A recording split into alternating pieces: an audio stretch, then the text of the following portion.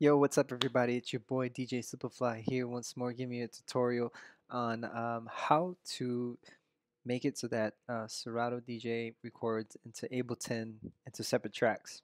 And meaning, as into you have Serato DJ and you want to record, let's say you want to record a mix or whatnot. And when you do that, you want to load it into a like Ableton, a program like Ableton. It being a long partner of Serato, this is one of the features that they kind of don't market or tell people out there for any of the DJ slash producers that when they want to record mixes, that they want to be able to record separate tracks, meaning deck A and deck B separate. So that way, when they're done with their whole mix, they can actually go back and make necessary changes to that mix. So they can add scratches, or they can add different things to their mix just to make it sound better, or to make it seem like it was more like a produced mix versus like a live recorded mix. So that's the difference. And I wanted to show you how to do that. And with me being an owner of the Rane 72, it's definitely one of the features that I love with this mixer and with Serato DJ. Um, so let's get right into it. As you can see, I have two normal songs playing in Serato. Um, I got deck A, as you can see here, and deck B, I just got a random song. So I'm just going to mix it and kind of show you how it works. But before I do that, we're going to jump into Ableton Live, and we're going to set up the sound card. So for that, we're going to go into Preferences, and we're going to go into the audio section part of it. We have to set up the sound card for Ableton to read the left and right deck. So when you're recording correctly. So this is what it looks like, and I'll try to just hold on to the screen so you guys can copy it. If not, you can just pause the video now and then look at the settings. So we're going to select, of course, the audio, the driver type would be core audio, and then the audio input device would be the Rane 72. And I think it works with other mixers. I'm not quite sure. I know it worked with the 62. I don't know if this worked with the S9. I think it does. I don't have an S9, so it's hard for me to know. Um, and then for the output devices, I just want to hear it through my laptop speakers, or you can pick another device if you have, an external sound card or a sound card hooked up to your laptop. So channel configuration. Now here's the important part where we need to make sure that I select these already. So I think when you go into the screen, it's only going to show um, just like a few, but you basically have to go in, select the first top two, and then you go ahead and select all these channels that are available into the Rane mixer, and then just leave everything else as the way it is, and that's pretty basically it. When you go into the kind of the main screen of Ableton, I like to go into the long waveform, and before we record, we need to configure the audios, and we need to make sure that these are set correctly and which ones are going to be recorded in. So for the audio, for the left deck is audio 3, channel 3. I don't know why they call it this way. And I think it records MIDI as well. I haven't gone that far to explore that feature, but we're going to go ahead and set this up quick. So um, for the external in, we're going to leave it the way it is. And then for this left deck, we're going to go 7, 8.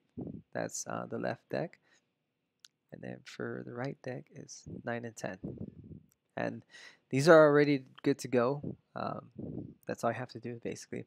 And we're gonna arm these. We want to make sure that when we press record for the main mix, which is up here, we want to make sure we arm these. So to arm both of them, I know people have issues where they can't select both. And if you're an avid Ableton user, you know that if you hold Command or Control on your keyboard and you click one, and then you hold Command or Control on your keyboard and click the other, now both sides are ready to get recorded into. And it's, like I said, it's different for producers that probably know that, this seems like it's nothing to them, but I just kind of wanted to show for people that are new and they wanted to do something like that and make their mix sound a little bit better.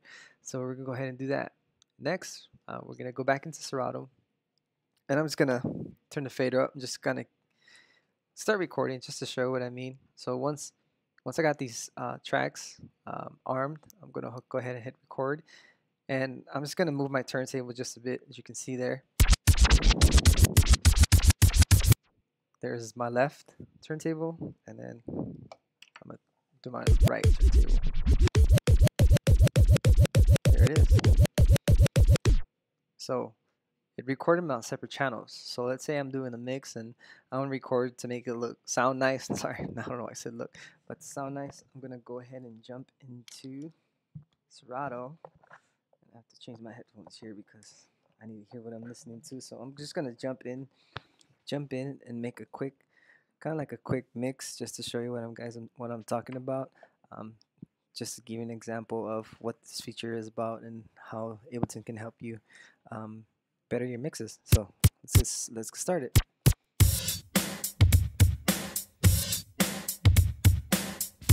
I don't know if you guys can hear that, but I'll try to include it in the video. So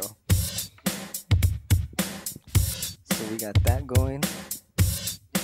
She told me to walk this way, told this way. She told me to walk this way, told this way. She told me to. As you can see, I completely just messed that up, and I wanted to do that. That's exactly why I did that. It's because if I ended up mixing or messing that mix up, I can always go back and restart it. So while it's still recording, so this is still recording.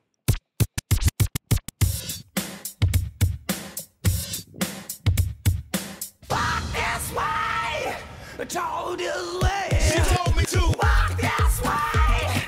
Told this way. She told me to walk this way. Told this way. She told me to walk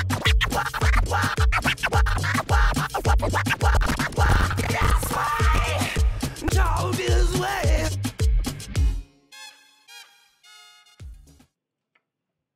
So there we go. That's kind of just an example of what I want to show you. You can continue the mix, but that's what it sounds like. And this is the perfect example just to show you how you can add this. And once you're done with the mix or whatever you're doing, you can go back and delete certain parts of the tracks you didn't like. I don't want to do it now because I don't want to mess the master file.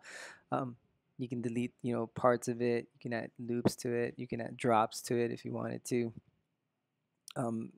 Any drops, or you can go and add limiters to make your mixes sound cleaner and better. To those people that don't know limiters or anything that's gonna make your mix sound definitely louder. So a limiter, I think the one that I use is fast limiter for this one. I'm just gonna drag it to that deck. Actually, I'm gonna go to the master deck.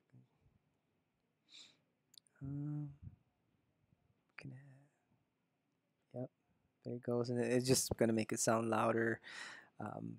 Any EQ that you want to do, EQ, just basic things that you can add so that it can make your mixes sound better. You can even go add echo, anything to definitely make it seem like your mix can get or sound better. So that's up to you if you know how to use Ableton.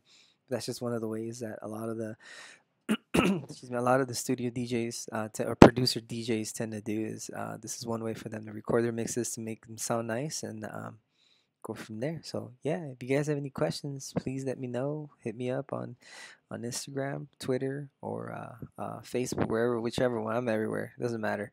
At DJ Supafly. So this is Supafly signing out.